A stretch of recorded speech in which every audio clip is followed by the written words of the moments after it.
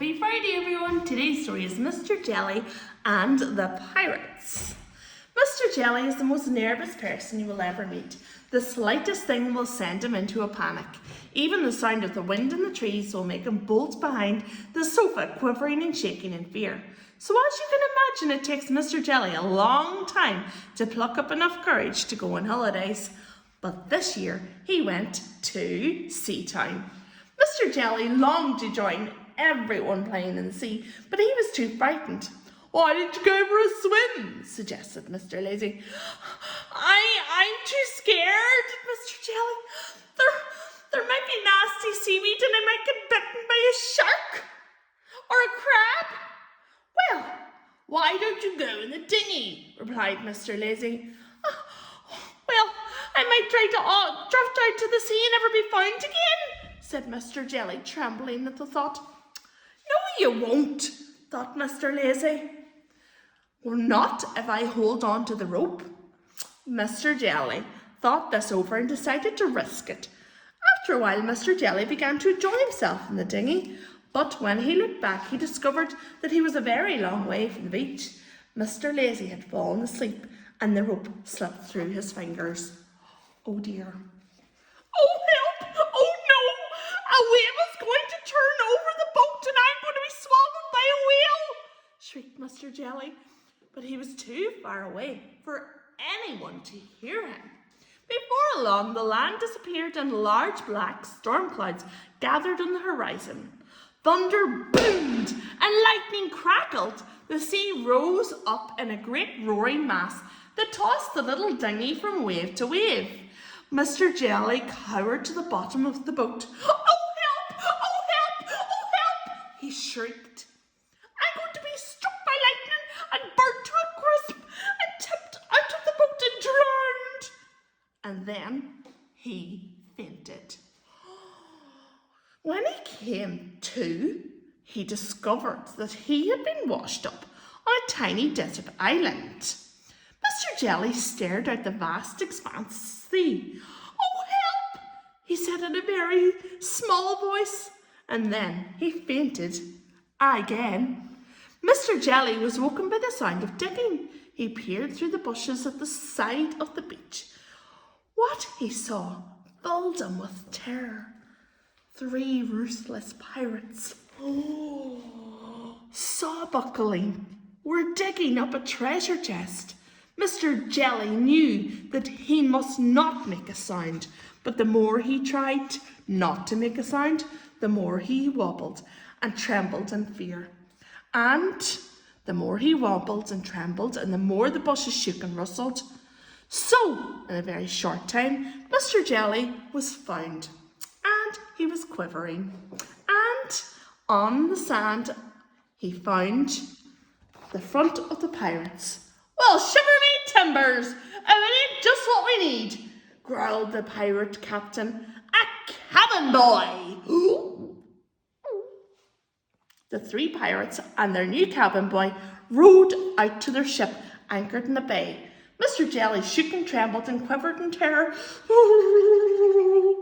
The pirates, who prided themselves on their bravery, chuckled and laughed. They had never met anyone as nervous as Mr. Jelly. And over the following week, they came to realise just how nervous Mr. Jelly was. On the first day, the first mate ordered Mr. Jelly up into the rigging to set the sail. "Oh, help! Oh, help!" shrieked Mr. Jelly. "It's so high, and I'm going to have to climb and climb, and then I'll be even higher up, and I'll get dizzy, and I'll fall down into the sea, and I'll get eaten by a shark. Oh!" And then he fainted again.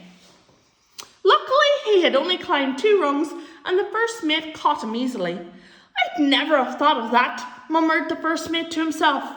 The next day, the quartermaster ordered Mr. Jelly to sharpen the cut glasses on the grinding stone. "Oh, help! Oh, help!" shrieked Mr. Jelly. "I'll make the cut glass very sharp, and it'll be so sharp that I'll cut my finger, and then I'll bleed and I'll bleed." And then he fainted again. "I'd never thought of that," mumbled the quartermaster to himself.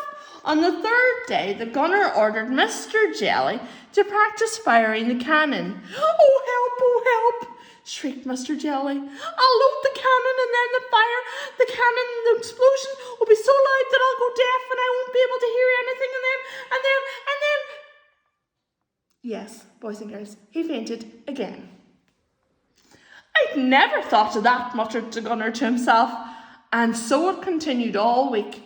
Mr. Jelly even fainted when the cook ordered him to light the stove in the galley because he was afraid he would set the ship on fire. And a very strange thing happened during the week. Not only did the pirates discover how nervous Mr. Jelly was, but they also began to find out how nervous they were too. The more Mr. Jelly shrieked and fainted and quivered and quaked at the terrible accidents that might happen, the more pirates found themselves worrying.